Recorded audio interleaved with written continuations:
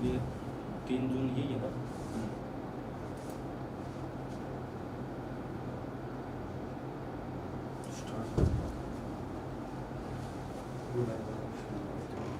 ठीक है, कर देंगे।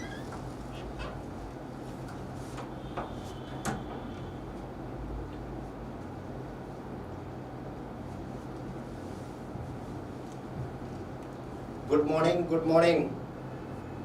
क्या वॉइस क्लियर है? तुषार गुड मॉर्निंग बेटा। Chirag Bhardwaj good morning sir, good morning बेटा। Vishal Sharma good morning. Harsh Punia good morning sir, good morning बेटा।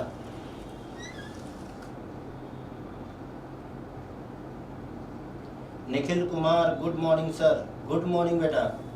क्या वॉइस क्लियर है?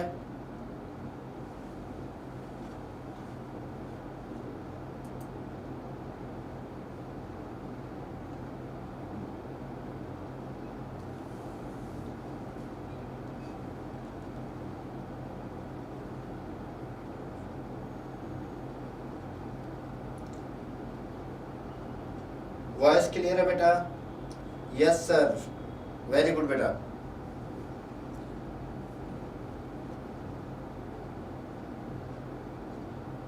वेरी गुड बेटा। Jatin yes sir.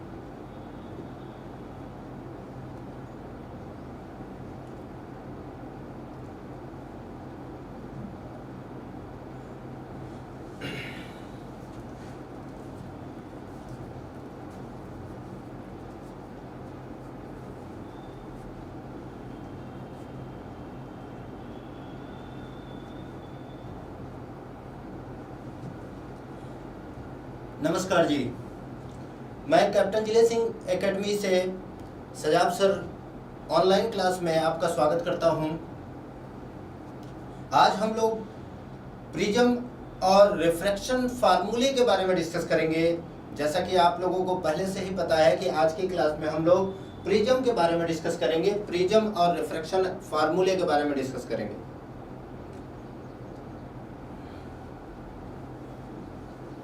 लक्ष्य लंबा गुड मॉर्निंग बेटा। अक्षय कुमार सब खैरियत है जनाब? हाँ बेटा बढ़िया।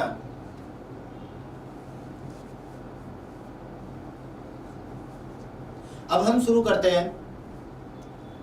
मैं आपको ये बता रहा था कि आज हम लोग प्रिज्म और रिफ्रैक्शन फार्मूले के बारे में डिस्कस करेंगे। जैसा कि आप जानते हो कि पहले 3 क्लास में हम लोगों ने पहले 2 क्लास में रिफ्लेक्शन फार्मूले के बारे में डिस्कस किया, रिफ्लेक्शन फ्रॉम स्फेरिकल मिरर के बारे में डिस्कस किया। तीसरी क्लास में हम लोगों ने रिफ्रैक्शन ऑफ लाइट के बारे में डिस्कस किया था, रिफ्रैक्शन ऑफ लाइट और टीआईआर के बारे में डिस्कस किया था। आज की क्लास में जो हमें डिस्कस करना है, आज की क्लास में रिफ्रैक्शन फ्रॉम प्रिज्म के बारे में डिस्कस करना है। अभी हम लोगों की क्लास रिफ्रैक्शन ही चल रही है। कई लोगों के माइंड में ये डाउट आ रहा है कि अभी वही क्लास चल रहा है जो हम लोगों का क्लास में हो चुका है। तो मैं आपको ये बता दूं कि आपको एक बात क्लियर है कि हम लोग 5 से 6 क्लास में वो पूरा खत्म कर देंगे और उसके बाद हम लोग नए सिलेबस, नया चीज शुरू करेंगे। तो ये चीजें आपको क्लियर होनी चाहिए, ये सब बातें आपको क्लियर होनी चाहिए। आज की क्लास में हम लोग प्रिज्म से शुरुआत करेंगे। प्रिज्म, सबसे पहले प्रिज्म क्या होता है? तो प्रिज्म जो होता है वो सबसे पहले प्रिज्म के बारे में हम बताएं तो प्रिज्म क्या होता है? तो prism is an optical instrument which is used to convert white light in 7 colour. आप कह सकते हो कि प्रिज्म एक ऐसा ऑप्टिकल डिवाइस है, एक ऐसा डिवाइस है जो व्हाइट लाइट को 7 कलर में तोड़ता है, व्हाइट लाइट को 7 कलर में तोड़ता है और यही कहलाता है प्रिज्म। तो सबसे पहले ये बात क्लियर होना चाहिए प्रिज्म के बारे में। प्रिज्म को जनरली हम लोग ट्रायंगुलर शेप का लेते हैं, लेकिन क्या ये जरूरी है कि हमेशा प्रिज्म ट्रायंगुलर शेप का ही हो? प्रिज्म जो हो वो हमेशा ट्रायंगुलर शेप का हो, क्या ये जरूरी है? जैसे कि यहाँ देख रहे हो कि व्हाइट लाइट आ रहा है, यहाँ प्रिज्म से टकराने के बाद वो 7 कलर में 7 कलर में स्प्लिट होता है, यहाँ पर आपको दिख रहा है। क्या ये जरूरी है कि हमेशा जो प्रिज्म है वो ट्रायंगुलर शेप का होगा? वो आप आपको ये चीज क्लियर होना चाहिए। अगर मैं यहां पर बात करूं तो आगे ध्यान से देखिए कि प्रिज्म यहां पर ट्रायंगुलर शेप का है, यहां पर लाइट गई और यहां से लाइट ऐसे डेविएट हुआ। अब प्रिज्म के अगर ट्रायंगुलर शेप के अलावा अगर और कोई शेप ले ले, यहां पर देखो ये आपको क्यूब दिख रहा है और इस क्यूब में भी आप व्हाइट लाइट या किसी भी लाइट को एंटर करवा के आप प्रिज्म का काम ले सकते हो। बस आपको एक बात ध्यान देना है कि वो जो जहां पर कॉर्नर है जो ट्रायंगल शेप का है उसके अकॉर्डिंग हम लोग लेके चलते हैं। जैसे लाइट यहां एंटर किया और यहां से आपको निकलता हुआ दिखेगा यहां से, तो ये भी एक प्रिज्म का काम करता है। अगर मैं आगे बात करूं फर्दर तो ये एक शेप प्रिज्म का होगा जो कि आपको दिख रहा है कि यहां से लाइट एंटर किया और यहां से निकलेगा, ये भी एक प्रिज्म का काम कर रहा है। आपको मैंने प्रिज्म के हर शेप के बारे में डिस्कस कर दिया, लेकिन हर शेप में एक चीज कॉमन है कि अगर इसको आगे बढ़ाया जाए तो ये प्रिज्म का काम करता है, ट्रायंगुलर शेप का काम करता है, ट्रायंगल का काम करता है। तो ये प्रिज्म के बेसिक कंसेप्ट की बात किया, प्रिज्म के बेसिक इंफॉर्मेशन की बात की।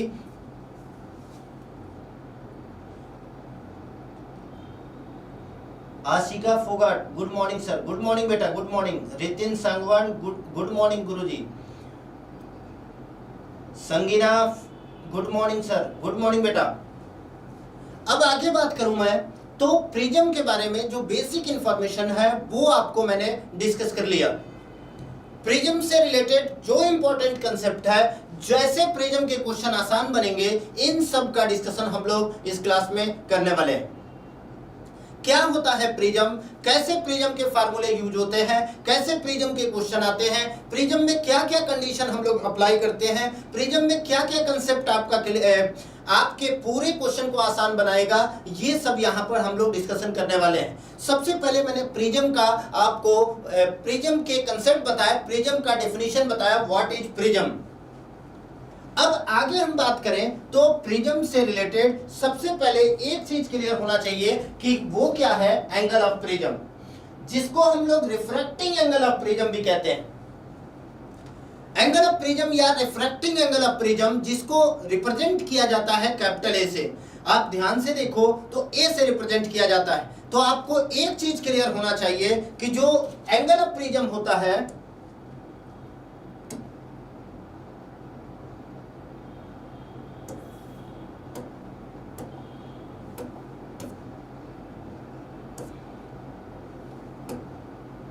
जो एंगल ऑफ प्रिज्म होता है, तो एंगल ऑफ प्रिज्म क्या होता है वो चीज हम यहां पर लिख देते हैं। एंगल ऑफ प्रिज्म, एंगल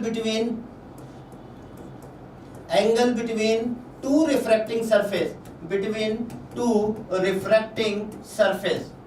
जहां से लाइट रिफ्रैक्ट हुई है वो आपका उन दो सरफेस के बीच जो एंगल होता है वो एंगल ऑफ प्रिज्म कहलाता है। यहां ध्यान से देखो तो ये एक सरफेस है, ये एक सरफेस है, दो सरफेस के बीच लाइट रिफ्लेक्ट हुआ है, तो ये एंगल आपका एंगल ऑफ प्रिज्म कहलाएगा। एंगल ऑफ प्रिज्म के बारे में ये चीज मैंने डिस्कस किया। वैसे ही यहाँ पर एक सरफेस ये है, एक सरफेस ये है, इसको आगे बढ़ाया जाए ये एंगल ऑफ प्रिज्म होगा। यहाँ पे अगर बात करूं तो ये एक सरफेस है, ये एक सरफेस है, इसको पीछे बढ़ाने पर आपको ये एंगल ऑफ प्रिज्म। मतलब एक बात क्लियर हो गई, एंगल ऑफ प्रिज्म का जब भी कंसेप्ट आएगा, एंगल ऑफ प्रिज्म जब भी आपके सामने आएगा, एक ही बात आपको क्लियर करके चलना है कि angle between two refracting surface, angle between two refracting surface. तो ये चीजें मैंने आपको बता दिया कि एंगल ऑफ प्रिज्म का कंसेप्ट क्या होता है। अब इसमें इंपॉर्टेंट इक्वेशन है, प्रिज्म में इंपॉर्टेंट इक्वेशन क्या क्या है ये आपके सामने दिख रहा है। R1 + R2 = A, del equal to I + E, sorry यहाँ पर ध्यान देने वाली बात है, I + E minus R1 + R2, ये जो होता है वो आपका डेल का फार्मूला होता है। अगर इसको थोड़ा सा आप ध्यान से देखोगे तो इस फार्मूले को प्रूव करने के लिए आता है आपके एग्जाम में। ये फार्मूले से ही आपके आगे के प्रिज्म के कंसेप्ट आएंगे।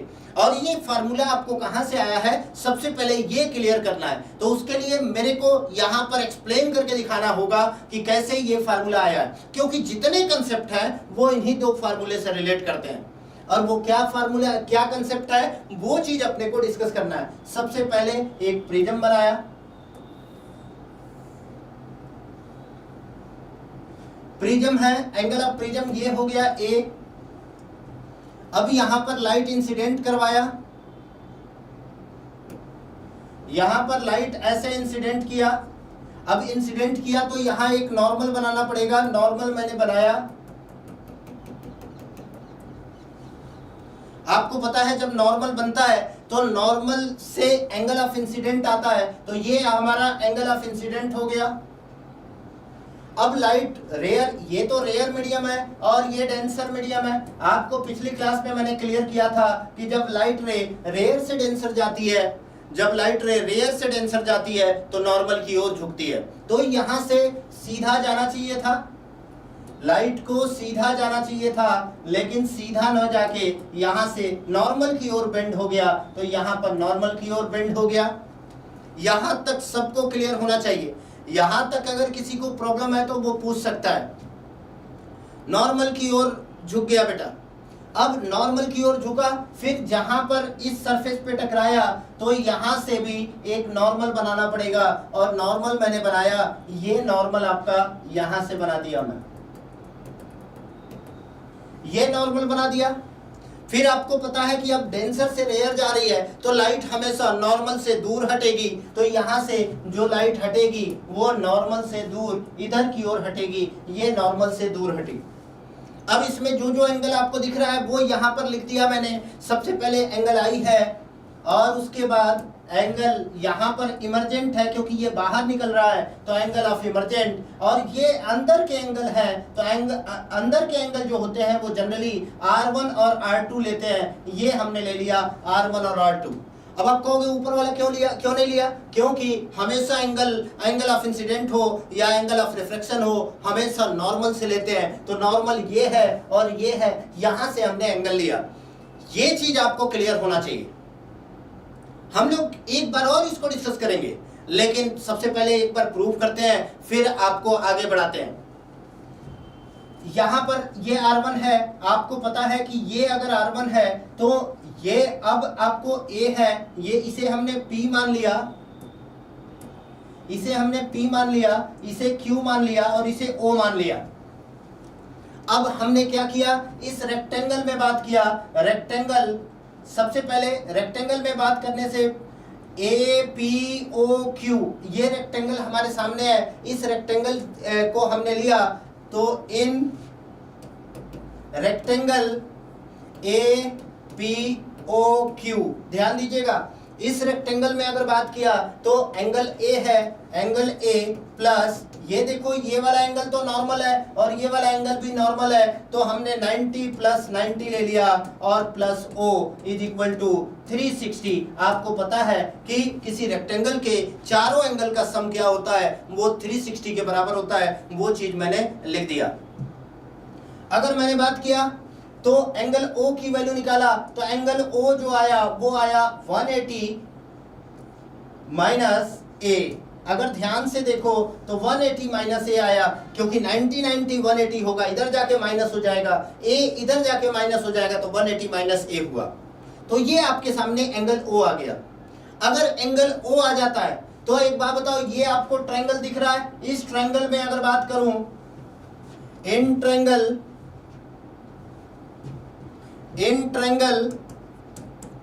PQO, angle R1 plus angle R2 plus angle O is equal to 180। आपको पता है कि सभी एंगल का सम क्या होता है, 180 के बराबर। यहां पर रखा एंगल O की वैल्यू, तो आ गया R1 plus R2 plus 180 minus A is equal to 180। इससे ये कट गया तो आपका आ गया R1 प्लस R2 बराबर A। ये पहले फार्मूले की प्रूविंग हो गई। कैसे मैंने किया, ये चीज ध्यान देने वाली है। अब आप कहोगे कि सर एक बार और इसको डिस्कस करो, तो कर लेते हैं एक बार और डिस्कस।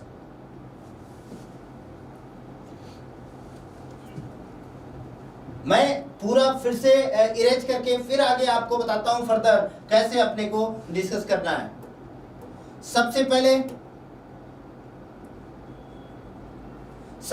मैंने एक ट्रायंगल बनाया जो कि प्रिज्म का काम करेगा, और इस पर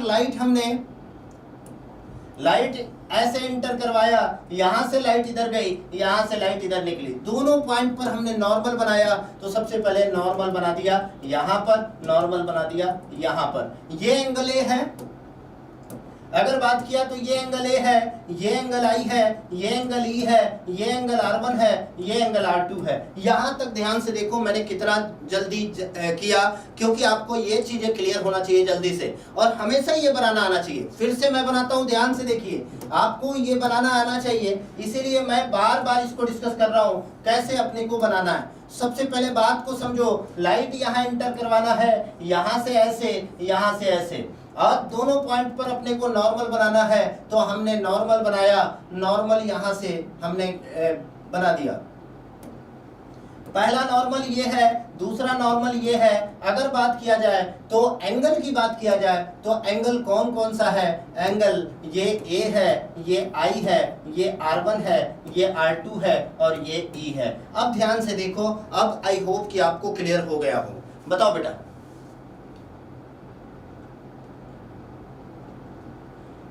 आइस, नमस्ते सर, नमस्कार बेटा। तुषार, हेलो।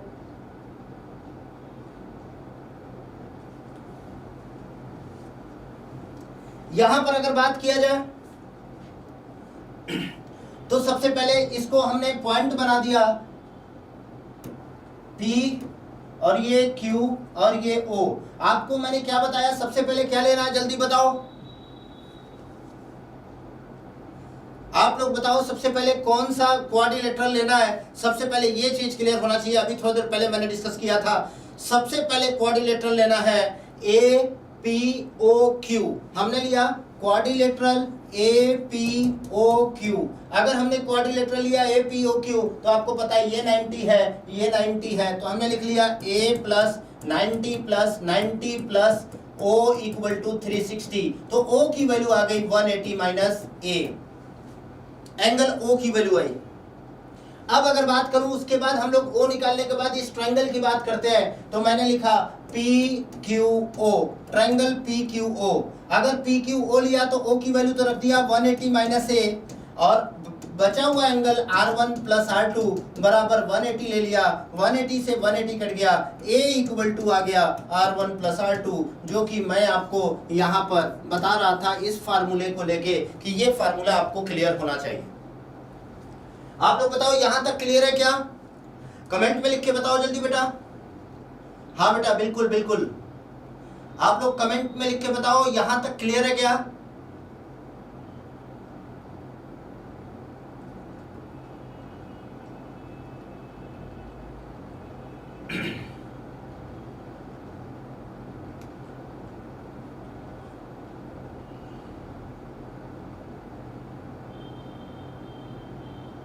तुषार APOQ, हाँ बेटा। Soni APOQ, Tushar yes sir, done sir.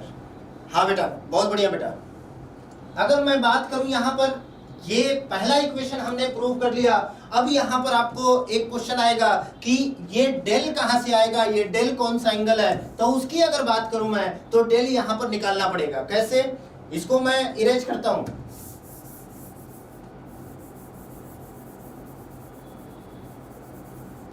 सबसे पहले डेल निकालने के लिए मैंने कहा कि डेल जो होता है वो एंगल ऑफ डेविएशन होता है, angle of deviation. Angle of deviation हमेशा याद रखना है फर्स्ट और लास्ट रे के बीच का एंगल, फर्स्ट और लास्ट रे के बीच का एंगल। अब फर्स्ट रे कौन सा है, ये वाला, लास्ट रे कौन सा है, ये वाला, इन दोनों के बीच का एंगल क्या कहलाएगा, एंगल ऑफ डेविएशन। तो देखो फर्स्ट रे तो ऐसे जा रहा है, लास्ट रे ऐसे जा रहा है, इन दोनों के बीच का जो एंगल आएगा वही कहलाएगा एंगल ऑफ डेविएशन। तो यहां पर एंगल ऑफ डेविएशन की बात किया तो इसको आगे बढ़ाया और इसको भी आगे बढ़ाया, तो ये वाला एंगल जो होगा वो एंगल ऑफ डेविएशन कहलाएगा, डेल कहलाएगा। अब मैं बात करूं यहाँ पर डेल की वैल्यू कैसे निकलेगी, तो ये तो सिंपल है, अगर हम थोड़ा सा दिमाग लगाए तो आपका डेल की वैल्यू यहाँ पर क्लियर हो जाएगी। ध्यान से देखिए, ये आपका R1 है, ये I है, तो ये वाला एंगल हो जाएगा I माइनस R1। ये वाला एंगल E है, ये R2 है, तो ये वाला एंगल हो जाएगा E माइनस R2। अब ध्यान से देखो तो ये एक्सटीरियर एंगल है, ऐसे ट्रायंगल बन गया मेरा, ये हमारा डेल है, ये हमारा I माइनस R1 है, ये हमारा E माइनस R2 है। ध्यान से देखो, क्या यही ट्रायंगल नहीं बना? क्या मैंने अलग बना के दिखा दिया कि आपको क्लियर हो जाना चाहिए। अब यहां पर आपको ऐसा ट्रायंगल दिख रहा है तो आपको एक्सटीरियर एंगल दिख रहा है, और मैथ का एक फार्मूला है कि exterior angle is always is equal to sum of opposite to angle. तो एक बात समझो, इसके सामने वाला एंगल तो ये है, लेकिन ये वाला एंगल इसको छोड़ के बाकी दोनों एंगल के सम के बराबर होता है। तो मैंने लिख दिया कि डेल बराबर होता है, डेल बराबर I minus R1 plus E minus R2। तो आपका आ गया यहाँ पर I और E प्लस वाला एक साथ I प्लस E, माइनस वाला एक साथ माइनस R1 माइनस R2। अब यहाँ पर हो गया I plus E minus R1 plus R2। ये हमारा आ गया, ये हमारा दूसरा फार्मूला भी प्रूव हो गया। तो ये आपका प्रिज्म में ये दो फार्मूले आपको जब तक प्रूव नहीं होंगे तब तक आगे कोई कंसेप्ट आप आगे नहीं बढ़ा सकते। तो ये दोनों फार्मूले की प्रूविंग की बात की, और थोड़ा इस पर जोर मैंने इसलिए दिया क्योंकि ये इंपॉर्टेंट होता है, क्योंकि प्रिज्म के कंसेप्ट की अगर बात करूं तो सबसे पहले ये चीज आपको क्लियर होना चाहिए। अगर यहां पर मैं बात करूं, कई बार मैंने इसको डिस्कस किया, सिर्फ आपको क्लियर हो जाए, आपको समझ आ जाए कि कैसे हमारा ये क्वेश्चन होता है। अगर मैं फर्दर इसको डिस्कशन करूं तो इसको मैं एक बार और इरेज करके जल्दी से आपको डिस्कस कर देता हूं। सबसे पहले एक ट्रायंगल है, यहां से लाइट आया, यहां से इधर गया, यहां पर गया, यहां नॉर्मल बनाया, यहां नॉर्मल बनाया। आपको पता है ये I, ये R1, ये R2 और ये E, ये A। आप इसको पीछे बढ़ाओ, ये आपका डेल हो गया। और तुरंत ये क्वाड्रिलेटरल लिया, क्वाड्रिलेटरल में एंगल O आया, angle O equal to 180 minus A आया था। ये चीज क्लियर कर दिया। अब जैसे ही ये 180 माइनस A आया तो इसको ट्रायंगल लेके A equal to R1 plus R2 हमने प्रूव कर दिया, ये चीज हमने बता दिया। उसके बाद मैंने कहा कि अगर ये I है, ये R1 है, तो ये I माइनस R1 होगा और ये E माइनस R2 होगा। तो तुरंत आपने ट्रायंगल ऐसे देख लिया, ये डेल है, ये I माइनस R1 है, ये E माइनस R2 है। तो एक्सटीरियर एंगल डेल बराबर I plus E minus R1 plus R2। ये दोनों फार्मूले हमने प्रूव कर दिए। थोड़ा सा स्पीड में इसलिए बताया क्योंकि मैंने इसको आपको एक्सप्लेन करके बता दिया था। अब थोड़ा सा आगे हम बात करें तो इसके आगे हम लोग डिस्कस करते हैं। तो ये चीजें हमने क्लियर कर दिया। यहां तक अगर आपको समझ में आ गया तो मैं आगे बढ़ता हूं। हर्ष पुनिया डन सर, सोनी हो गया सर क्लियर, बहुत बढ़िया बेटा, बहुत बढ़िया। ऐसे ही आप लोग क्लियर करो और अच्छे से पढ़ाई करो। Yogesh Sangwan yes sir. अगर मैं आगे बात करूं आगे तो क्या है इंपॉर्टेंट इक्वेशन के बाद आपका अब क्वेश्चन कैसे आता है उस पर हम लोग डिस्कशन करते हैं। जैसे जनरली अगर क्वेश्चन आता है तो क्वेश्चन में ये आपको वैल्यू दिया हुआ होगा। इन मैक्सिमम क्वेश्चन I की वैल्यू, एंगल ऑफ इंसिडेंट की वैल्यू दिया होगा, एंगल ऑफ प्रिज्म की वैल्यू दिया होगा और n की वैल्यू दिया होगा, और अपने को n मतलब रिफ्रैक्टिव इंडेक्स की वैल्यू दिया होगा। और आपसे क्या क्या फाइंड करने को बोल देगा, सबसे पहले R1 की वैल्यू बोल देगा, फिर आपको R2 की वैल्यू बोल देगा, फिर आपको E की वैल्यू निकालने को बोल देगा, फिर आपको लास्ट में डेल की वैल्यू निकालने को बोल देगा कि डेल की वैल्यू फाइंड आउट करो।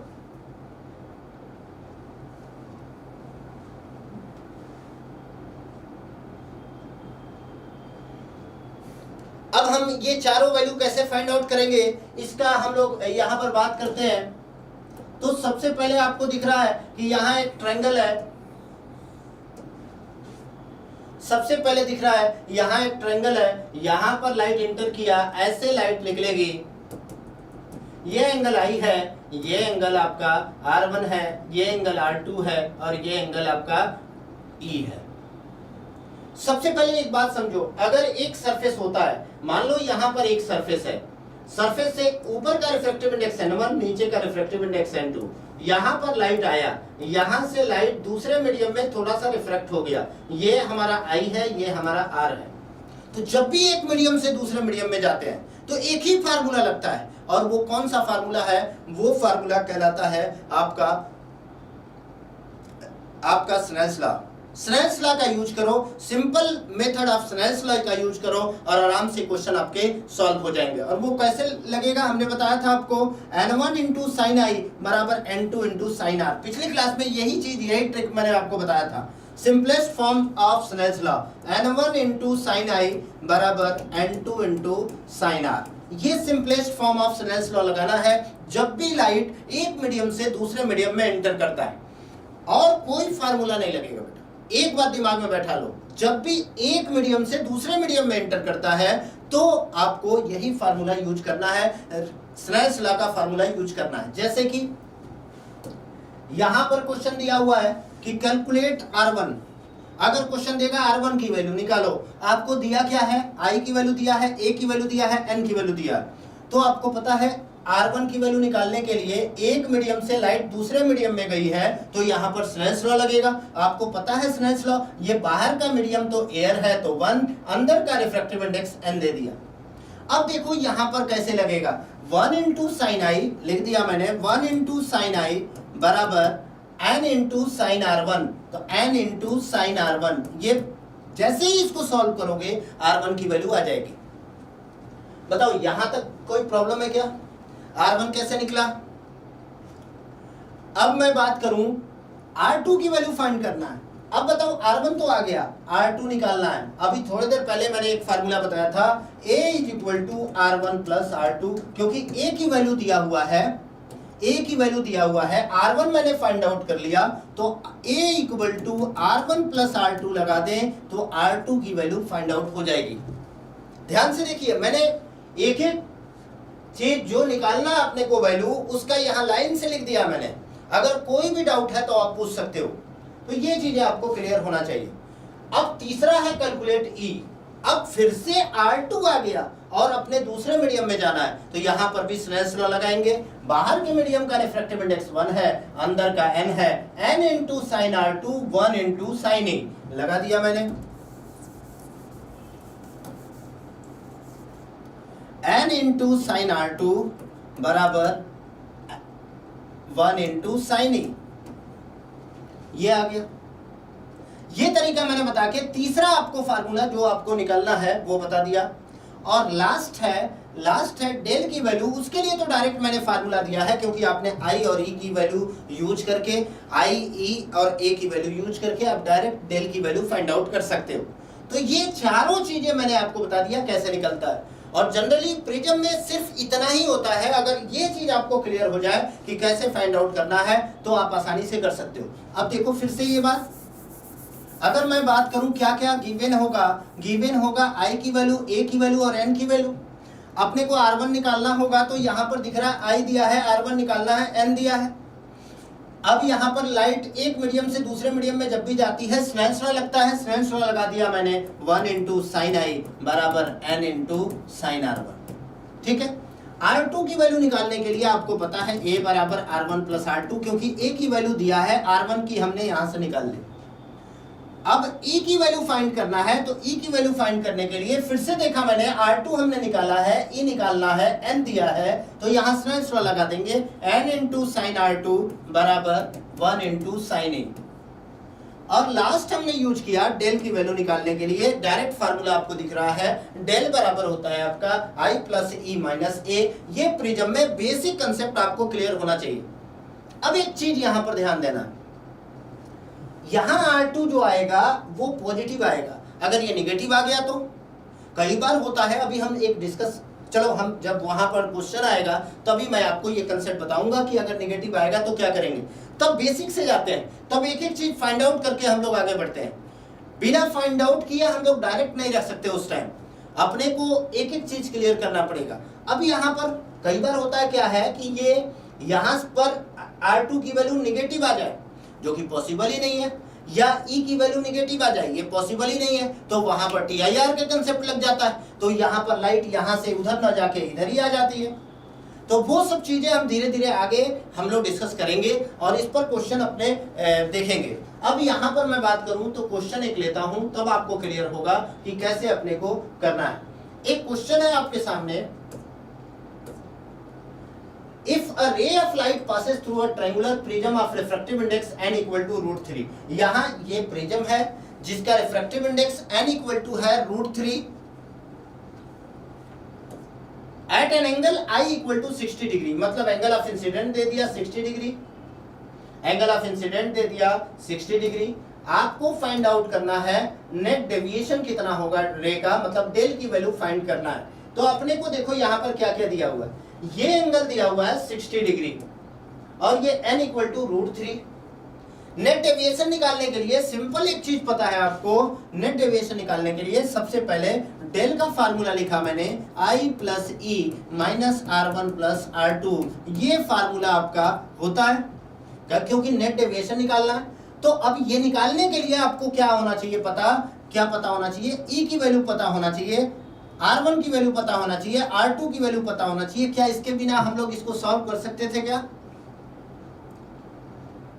और अगर क्वेश्चन में कुछ ना दे, एक चीज और ध्यान दीजिएगा कि यहाँ a इक्वल टू 60 डिग्री लेके चलना है, क्योंकि यहाँ पर चलो नहीं दिया लेकिन ये इक्विलेटरल ट्रायंगुलर ग्लास प्रिज्म है, क्योंकि कई बार क्वेश्चन में नहीं देता तो हम लोग a इक्वल टू, क्योंकि इसके बिना ये क्वेश्चन सॉल्व ही नहीं होगा बेटा।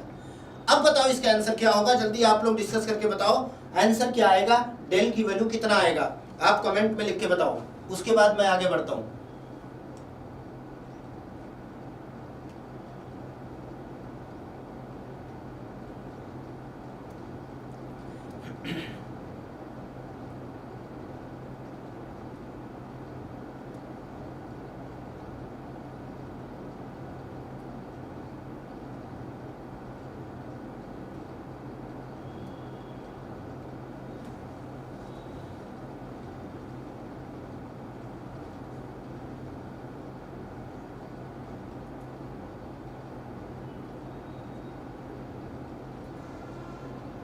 वंश Sharma, good morning sir, good morning बेटा, गुड मॉर्निंग। जल्दी जल्दी बताइए आप लोग। 60 डिग्री, विशाल शर्मा 60 डिग्री, देखते हैं बेटा विशाल। सबसे पहले विशाल शर्मा ने 60 डिग्री बताया, अब देखते हैं विशाल का सही है कि नहीं।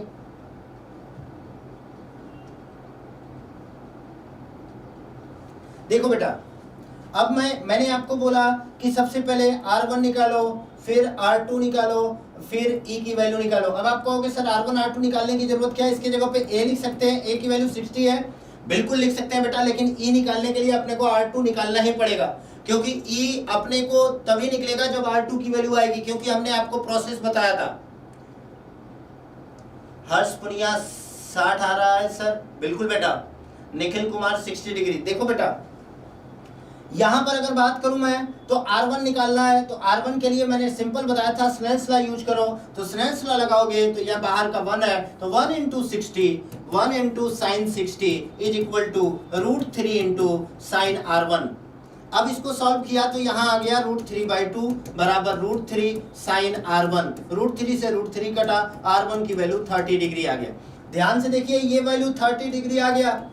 अगर ये 30 आ गया तो तुरंत फार्मूला लगाया A equal to R1 plus R2, तो R2 की वैल्यू भी 30 डिग्री आपका आ गया, अगर इसमें A की वैल्यू 60 रखो तो। अगर ये 30 आ गया और वही वैल्यू है तो ये वाली वैल्यू 60 डिग्री आएगा। वैसे ही स्नेल्स लॉ से लगा के कैसे, देखो √3 into sine 30 is equal to 1 into sine E। अब इसको सॉल्व किया, √3/2 बराबर साइन E, और E की वैल्यू आ गया 60 डिग्री। अब बताओ E की वैल्यू आ गया, अगर E आ जाता है तो आपको सिंपल पता है, एक ही फार्मूला लगाना है, I plus E, 60 plus 60 120, minus A की वैल्यू 60 है, तो 120 माइनस 60 60। वेरी गुड विशाल, सबसे पहले विशाल ने आंसर दिया था। चिराग भरद्वाज 60 डिग्री, बिल्कुल बेटा आ गया आपका 60 डिग्री आंसर। तो इस तरीके से आपका ये क्वेश्चन होता है। तो हमने क्या किया, सबसे पहले ये चीज आपको क्लियर होना चाहिए, सबसे पहले हमने I से I से R1 निकाला, R1 से R2 निकाला, R2 से E निकाला और तुरंत फार्मूला लगा दिया del is equal to I plus E minus R1 plus R2। ये आपका तुरंत I की वैल्यू आपका आया था 60 degree plus 60 degree minus R1 की वैल्यू 30 प्लस R2 की वैल्यू 30। यहां पर सॉल्व किया तो आपका 60 डिग्री आ गया। ये चीज होता है नेट डेविएशन। आपको क्लियर कर दिया मैंने, ठीक है बेटा, वेरी गुड बेटा। अगर मैं फर्दर क्वेश्चन की बात करूं, अगला क्वेश्चन थोड़ा सा आपको ध्यान से देखना पड़ेगा क्या है क्वेश्चन, तो ये चीज आपको देखने वाली है। If a ray of light passes through a triangular glass prism of refractive index n equal to √2 at grazing incidence as shown in figure, इस डायग्राम में जैसे दिया हुआ है, ये एंगल ऑफ इंसिडेंट इस पर 15 डिग्री दिया हुआ है और आपको नेट डेविएशन फाइंड करना है। फिर से वही क्वेश्चन, नेट डेविएशन फाइंड करना है, डेल की वैल्यू फाइंड करना है। एक कंसेप्ट आपको ध्यान देना है, यहां पर लाइट इंसिडेंट ग्रेजिंग इंसिडेंट पे किया, फिर यहां से लाइट गया। अब यहां पर अगर ध्यान दोगे तो कैसे लाइट जा रहा है ये चीज आपको देखना है। देखो ये आपको लग रहा होगा गलत है, लेकिन अपने ध्यान देते हैं। जनरल प्रिज्म में क्या होता है कि लाइट ऐसे जाता है, जाने के बाद इधर जाता है, इधर जाने के बाद यहाँ नॉर्मल बनता है और लाइट इधर की ओर जाता है, ठीक है। जनरल प्रिज्म में ऐसा होता है। ये कब होता है? जब ये सिंपल R1 आ जाता है और R2 आ जाता है। लेकिन यहाँ पर देखो थोड़ा सा अलग आएगा। क्या आएगा? ग्रेजिंग इंसिडेंट का मतलब होता है I की वैल्यू 90 डिग्री। ये चीज आपको समझना है। ये I इक्वल टू 90 की बात करता है, ये ग्रेजिंग इंसिडेंट। तो I की वैल्यू 90 दे दिया और इसकी वैल्यू √2 दे दिया। तुरंत यहाँ पर R1 की वैल्यू निकाल लो। R1 क्या आएगा? ध्यान से देखो, 1 into sine 90 is equal to √2 into sine R1। ये 1 आ गया बराबर 1 बाई √2 बराबर साइन R1। तो R1 की वैल्यू आ गया 45 डिग्री। देखो A की वैल्यू तो 15 दिया हुआ है, R1 की वैल्यू 45 है, तो R2 की वैल्यू क्या आएगा? -30 डिग्री। ध्यान से देखो R2 की वैल्यू -30 आया कि नहीं आया? अब आप कहोगे कैसे आया, तो ध्यान से देखो, R1 plus R2 is equal to 15 degree, क्योंकि A होता है। R1 की वैल्यू दिया है आपका कितना? R1 की वैल्यू 45 डिग्री यहां पर निकला हुआ है, प्लस R2 निकालना अपने को, A की वैल्यू 15 दिया है, R2 आ गया आपका -30 डिग्री। जब भी ऐसा क्वेश्चन आता है तो आपको एक चीज क्लियर करना है कि पहले नॉर्मल इस रे के इधर होता था, इस बार नॉर्मल इस रे के इधर होगा। मतलब नॉर्मल कैसे है? ऐसे नॉर्मल है, ठीक है बेटा, बात क्लियर हो गई। ये चीज नोट करके लिख लो आप, ये चीज नोट करके लिख लो। मैंने थोड़ा सा क्वेश्चन में चेंज किया, क्योंकि जनरल प्रिज्म में तो ये होता है, हर दम यही टाइप का क्वेश्चन नहीं होगा बेटा। आपको यही चीज क्लियर किया था कि पहले जनरल क्वेश्चन में जो था वो R2 भी पॉजिटिव आता था। पिछले क्वेश्चन में देखो R2 30 डिग्री आया था, प्लस में 30 डिग्री आया था। यहां पर R2 की वैल्यू जो आया वो -30 डिग्री आया। और जनरल प्रिज्म में नॉर्मल रे के इस साइड होता है, लेकिन इस प्रिज्म में जो नॉर्मल होगा वो रे के इस साइड होगा, दूसरे साइड। ध्यान से देखो, ये प्रिज्म होता है, यहां पर लाइट जाता है, ऐसे लाइट जाता है, ये नॉर्मल होता है, लेकिन इस बार नॉर्मल इधर, नॉर्मल रे के इस साइड होगा। ध्यान रखना आप लोग। तो ये हो गया आपका 30 डिग्री। तो यहां पर अपने को अगर डेविएशन निकालना है तो गो फ्रॉम बेसिक्स जाते हैं, बेसिक से जाते हैं। सबसे पहले यहां पर डेविएशन निकालेंगे और यहां पर फिर डेविएशन निकालेंगे और दोनों डेविएशन को क्या करेंगे? जोड़ देंगे। कैसे निकालेंगे? ध्यान से देखो, इसका तो कोई काम है नहीं, क्योंकि मैंने आपको बताया ये जनरल प्रिज्म की बात किया था। यहां पर R1 की वैल्यू आया है 30 डिग्री। ध्यान से देखो, R1 की वैल्यू आया है 45 डिग्री। तो आपका R1 तो आ गया 45, तो किधर की ओर मुड़ा है? तो लाइट ऐसे जाना चाहिए था, इधर से इधर मुड़ा है। तो इधर की ओर अगर मुड़ा तो ये कौन सा एंगल हुआ? इसे कहते हैं हम एंगल, आप कह सकते हो क्लॉकवाइज डायरेक्शन में। तो क्लॉकवाइज डायरेक्शन में जो एंगल ऑफ डेविएशन होता है वो पॉजिटिव लेते हैं। तो del1 ले लिया मैंने, 90 - 45 is equal to 45 degree clockwise direction. ठीक है भाई।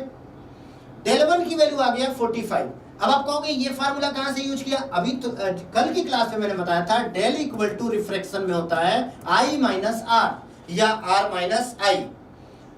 तो ये चीज हो गया आपका।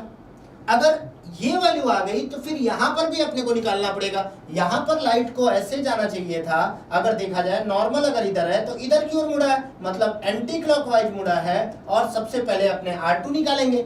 R2 क्या आएगा? तो √2 into sine 30 is equal to, मतलब E निकालना है, 1 इंटू साइन ए। तो E की वैल्यू आ गया फिर 45 डिग्री। तो यहां पर E की वैल्यू 45, तो कितना डिग्री? 15 डिग्री डेल 2 की वैल्यू आया एंटी क्लॉकवाइज। और आपका आंसर आ गया डेल बराबर डेल 1 प्लस डेल 2, मतलब 45 माइनस 15 मतलब 30 डिग्री। क्यों? क्योंकि क्लॉकवाइज को पॉजिटिव लिया, एंटी क्लॉकवाइज को माइनस लिया, तो हमने यहां पर सब्सट्रैक्ट कर दिया, आपका 15 डिग्री आया, सॉरी 30 डिग्री आया। Nikhil Kumar 30 degree, very good बेटा। निखिल कुमार R1 45 डिग्री, यहां बिल्कुल सही है बेटा। तो ये चीज है आपका angle, net angle of deviation आ गया। अब ये एंगल ऑफ डेविएशन के कंसेप्ट हम लोगों ने देख लिया है। अब जो नेक्स्ट कंसेप्ट है आपका, उस पर हम लोग डिस्कस करेंगे। सबसे पहले कंडीशन फॉर, आपको मैंने एक बात क्लियर किया था यहां पे कि इसमें दो कंडीशन आपको देखना है। प्रिज्म में दो कंडीशन इंपॉर्टेंट है, एक कंडीशन फॉर मिनिमम डेविएशन और दूसरा कंडीशन फॉर थिन प्रिज्म। दूसरा कंडीशन फॉर थिन प्रिज्म, ये दो कंडीशन अपने को पढ़ना है प्रिज्म में। सबसे पहले कंडीशन फॉर मिनिमम डेविएशन की बात किया। अगर मिनिमम डेविएशन की बात करते हैं कंडीशन की, तो आपको एक चीज याद रखना है, मिनिमम डेविएशन मतलब जहां पर डेल था वहां पर डेल एम करना है। और अब आपको एक चीज क्लियर होना चाहिए कि कंडीशन फॉर मिनिमम डेविएशन के लिए क्या कंडीशन है। तो सबसे पहला कंडीशन होता है I बराबर E होना चाहिए, और दूसरा कंडीशन है R1 is equal to R2 होना चाहिए। तो I इक्वल टू E है तो इसको हम I मान ले, R1 इक्वल टू R2 है इसे हम R मान ले। अब एक प्रिज्म में ये जहां पर आपको कंडीशन दिख जाए तो समझ लो वो किसका कंडीशन है? Del equal to minimum deviation का कंडीशन है, डेल मिनिमम का कंडीशन है। आपको ये चीज क्लियर होना चाहिए, कभी भी मिनिमम डेविएशन की जब भी बात करेगा तब आपको I इक्वल टू E पता होना चाहिए और R1 इक्वल टू R2 होना चाहिए।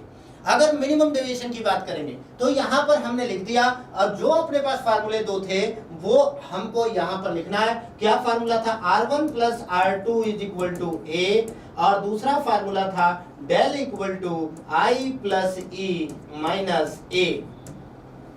अब दोनों फार्मूले में मैंने पुट कर दिया। क्या पुट किया हमने? R1 प्लस R2 मतलब R plus R is equal to A, तो यहां पर आ गया 2R is equal to A, तो यहां पर आ गया R equal to A by 2, ये हमारा R की वैल्यू आ गया। अब वही चीज यहां पर पुट कर दिया, डेल के जगह पे डेल मिनिमम पुट किया, is equal to I plus E मतलब 2I माइनस A, तो I की वैल्यू आ गया del M plus A by 2। ध्यान से देखिए, ये तो सिंपल हमने पुट कर दिया। अब आपको एक चीज पता है कि लाइट जब यहां से इधर जाती है तो यहां नॉर्मल होता है, ये I होता है, ये R1 होता है। अब यहां N रिफ्रैक्टिव इंडेक्स होता है, तो आपको एक बात पता है N इक्वल टू होता है sine I by sine R। I और R की वैल्यू उठा के रखा, ये आपके सामने वैल्यू है, जो वैल्यू यहाँ पर आया हुआ है वही वैल्यू आ जाता है। ध्यान से देखो, I की वैल्यू है del M plus A by 2, यहाँ पर रख दिया del M plus A by 2, और यहाँ पर R की वैल्यू a बाई 2 है, R की वैल्यू रख दिया यहाँ पर तो साइन a बाई 2। तो ये फार्मूला अपने पास प्रूव होके आ गया। और कैसे आया, ये प्रूविंग इंपॉर्टेंट है आपके लिए, ये प्रूविंग आपको एग्जाम में क्वेश्चन प्रूविंग से देता है। तो ये चीज आपको क्लियर होना चाहिए कि कैसे आया है कंडीशन फॉर मिनिमम डेविएशन। जब भी आपको कंडीशन फॉर मिनिमम डेविएशन की बात करेगा तो ये चीजें आपको आना चाहिए। कंडीशन फॉर मिनिमम डेविएशन, ये चीज हो गया बेटा पहला कंडीशन, और यहां से कई बार क्वेश्चन आया हुआ है आपके बोर्ड के एग्जाम में। दूसरा जो कंडीशन है आपका थिन प्रिज्म का, थिन प्रिज्म के कंडीशन की बात करूं तो ये यहां पर जब भी थिन प्रिज्म की बात करेगा तो आप एक बात दिमाग में बैठा लो, आपके बुक में दिया होगा a लेस देन 2 डिग्री, लेकिन अगर हम क्वेश्चन सॉल्व करते हैं तो जब भी question a less than 10 degree दे दे तो समझ लो हम लोग कंडीशन फॉर थिन प्रिज्म का कंसेप्ट लगाएंगे जब भी a लेस देन 10 डिग्री। लेकिन अगर जनरली ऑब्जेक्टिव क्वेश्चन में दे for thin prism which of the following is correct और पहला ऑप्शन दे दिया a लेस देन 2 डिग्री, तो आपको यही आंसर मारना है। याद रखो, ये तो सिर्फ न्यूमेरिकल सॉल्व करने के लिए आपको याद रखना है, जब भी 10 डिग्री से कम देगा तो हम लोग ये यूज करेंगे। तो हमने आपको बताया कि सबसे पहले a लेस देन 2 डिग्री होना चाहिए, और a लेस देन 2 डिग्री है मतलब a स्मॉल है, a बहुत छोटा है। सबसे पहले डेल भी बहुत छोटा है, डेल m भी स्मॉल है, और आपको फार्मूला क्या है, n equal to sine a plus del m by 2 divided by sine a by 2। ये प्रिज्म का मिनिमम डेविएशन का फार्मूला है। अब एक चीज क्लियर करना है आपको, जब भी साइन जीरो की वैल्यू की बात करें तो वो जीरो आता है, मतलब अगर जीरो की जगह पे थीटा ले ले तो ये थीटा हो जाएगा, लेकिन कब, जब limit theta tends to zero होता है तो साइन थीटा की वैल्यू थीटा के बराबर होता है। ध्यान से देखो, अगर थीटा जीरो को अप्रोच कर रहा है तो साइन जीरो की वैल्यू क्या होती है, जीरो, तो यहां पर लिख दिया मैंने।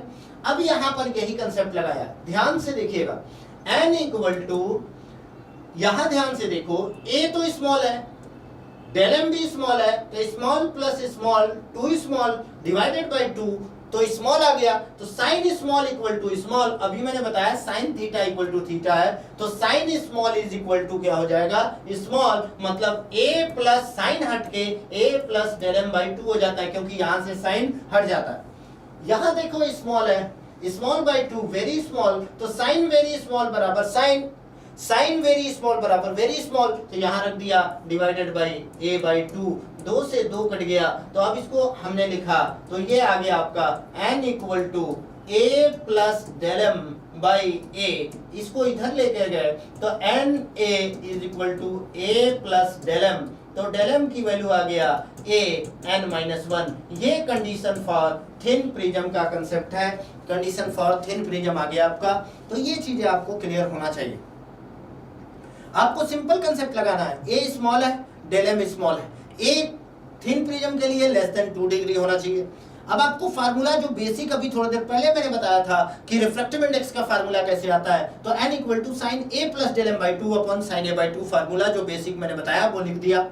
अब एक चीज यहाँ पर क्लियर करना है, अगर a छोटा है, डेल m छोटा है, तो छोटा प्लस छोटा बाई 2 बराबर छोटा, साइन छोटा इक्वल टू छोटा। मैंने आपको पहले ही बता दिया था कि थीटा अगर जीरो है तो sine zero equal to zero होता है, तो जीरो एक स्मॉल पार्ट स्मॉल नंबर है, तो यहाँ पर साइन छोटा इक्वल टू छोटा, तो यहाँ पर जब भी साइन छोटा की बात करेगा तो साइन हट जाएगा, ये वैल्यू लिख दिया मैंने a plus del m by 2। उसके बाद साइन a बाई 2 है, क्योंकि a स्मॉल है तो a स्मॉल तो a बाई 2 और स्मॉल हो जाएगा, तो साइन इज वेरी स्मॉल बराबर वेरी स्मॉल a बाई 2, 2 से 2 कट गया, और उसके बाद हमने सॉल्व करके ये वैल्यू हमने ला दिया। अब ये आपको थिन प्रिज्म का कंसेप्ट बता दिया, तो ये आपका फार्मूला प्रूव करना था, del equal to n minus 1 into a, और ये डेल m होता है, डेल m की बात करता है। तो ये मैंने सिंपल आपको बात बताया कि कैसे हमारा थिन प्रिज्म के लिए कंसेप्ट होता है। अब नेक्स्ट जो है आपका वो है डिस्पर्सन ऑफ व्हाइट लाइट। जब भी डिस्पर्सन ऑफ व्हाइट लाइट की बात करता है तो आपको एक ही चीज दिमाग में बैठाना है कि डिस्पर्सन ऑफ व्हाइट लाइट के लिए आपको याद रखना है कि the phenomena of splitting of white light in 7 colour is dispersion of light.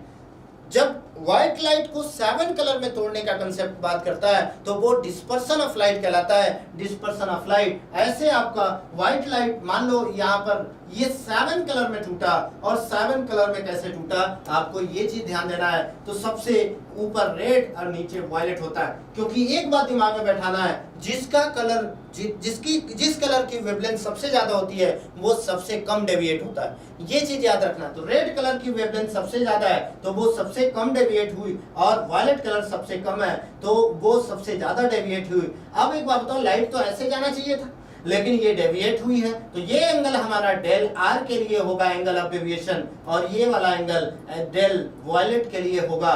और याद रखो जब भी एंगल ऑफ डिस्पर्सन की बात करेगा तो एंगल ऑफ डिस्पर्सन हमेशा क्या होता है, एंगल ऑफ डिस्पर्सन हमेशा थीटा कहलाता है, और थीटा इक्वल टू दोनों लाइट दोनों कलर के बीच का एंगल, तो ये वाला एंगल हमारा थीटा कहलाएगा, और theta equal to del we minus del r आ जाएगा। थीटा इक्वल टू जब भी एंगल ऑफ डिस्पर्सन की बात करेगा तो del we minus del R की बात होती है। अब आगे बात करूं मैं तो डिस्पर्सिव पावर की बात।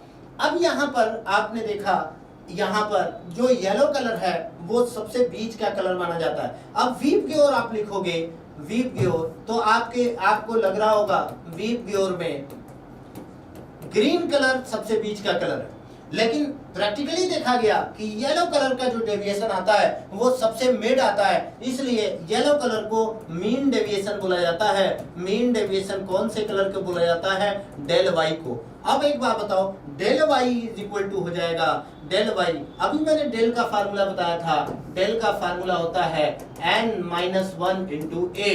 तो अगर रेड कलर की डेल की बात करूं तो n रेड कलर का लेंगे माइनस 1 इंटू ए। अगर वॉयलेट कलर के डेविएशन की बात करूं तो n वॉयलेट कलर का लेंगे माइनस 1 इंटू ए। अगर येलो कलर के डेविएशन की बात करूं तो n येलो कलर का लेंगे माइनस 1 इंटू ए। ये फार्मूले आपको क्लियर होना चाहिए अगर इसके न्यूमेरिकल सॉल्व करने हैं तो। कई बार मीन डेविएशन निकालने के लिए अपने को दो डेविएशन देता है, डेल 1 और डेल 2, और अपने को मीन डेविएशन नहीं दिया हुआ था क्वेश्चन में, तो अपने डेल मिनिमम, डेल मीन बराबर डेल 1 प्लस डेल 2 बाई 2 करते हैं। इस फार्मूले से हम लोग मीन डेविएशन निकाल सकते हैं। अब यहाँ पर एक कंसेप्ट है कि एंगल ऑफ डिस्पर्सन की बात, डिस्पर्सिव पावर की बात, तो आपको याद रखना है हमेशा डिस्पर्सिव पावर जो होता है जिसको हम ओमेगा से रिप्रेजेंट करते हैं, ओमेगा इक्वल टू होता है theta upon del Y. Theta upon del Y, omega is equal to होगा थीटा अपॉन डेल वाई, मतलब ratio of angle of dispersion and mean deviation is dispersive power. और ये एक unitless quantity है, ये याद रखना है, यूनिटलेस क्वांटिटी। अगर कभी आपसे यूनिट के बारे में पूछ दे तो आप याद रखना कि इसकी कोई यूनिट नहीं होती, कोई यूनिट नहीं होती बेटा, ये चीज आपको क्लियर होना चाहिए, इसकी कोई यूनिट नहीं होती। तो ये डिस्पर्सिव पावर है, ये यहां तक आपको बेसिक प्रिज्म की बात होती है। और आपका आज का लास्ट टॉपिक जो है वो अगर बात किया जाए तो रिफ्रैक्शन फ्रॉम स्फेरिकल सरफेस की बात करनी है, रिफ्रैक्शन फ्रॉम कर्व सरफेस। अगर हम रिफ्रैक्शन फ्रॉम कर्व सरफेस की बात करें तो आपको एक चीज क्लियर होना चाहिए कि ये आपको कोई भी कर्व सरफेस है, कर्व सरफेस से रिफ्रैक्शन कैसे हो रहा है वो हम लोग बात करेंगे। अगर कर्व सरफेस की बात करें तो कर्व सरफेस, मान लो दो टाइप के कर्व सरफेस होते हैं। कौन कौन से कर्व सरफेस होते हैं, एक तो होता है ये कन्वेक्स सरफेस और दूसरा होता है कनकेव सरफेस, दूसरा होता है आपका कनकेव सरफेस। कैसे सरफेस होता है, अगर कनकेव सरफेस की बात करूं तो इस टाइप से जो सरफेस हो जाएगा वो कनकेव सरफेस होगा, और ये आपका कन्वेक्स सरफेस होगा।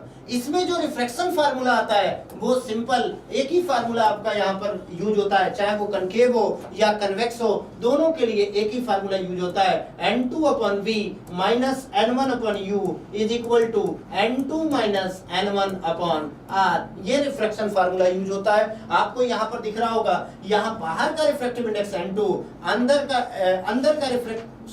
बाहर का रिफ्रैक्टिव इंडेक्स n1, अंदर का रिफ्रैक्टिव इंडेक्स n2, और यहाँ पर देखो ऑब्जेक्ट है, ऑब्जेक्ट का इस सरफेस से ये वाली डिस्टेंस u और जो इमेज बनता है उसका डिस्टेंस v होता है। तो ये फार्मूला, और इसका रेडियस ऑफ कर्वेचर जो है वो r ले लिया, तो ये फार्मूला आपका n2 upon v minus n1 upon u is equal to n2 minus n1 by r होता है। इस तरीके से हम लोग refraction formula for concave surface and convex surface use करते हैं। इस पर आपको क्वेश्चंस मिलेंगे। आज आपको असाइनमेंट में इन्हीं दो टॉपिक पर, एक प्रिज्म पर और एक रिफ्रैक्शन फ्रॉम स्फेरिकल सरफेस पर आपको क्वेश्चंस मिलेंगे। इस पर आप लोग प्रैक्टिस करना और आप लोग ग्रुप में भेज देना इसको सॉल्व करके। इस तरीके से आज की क्लास हम लोग खत्म करते हैं। जय हिंद, जय भारत।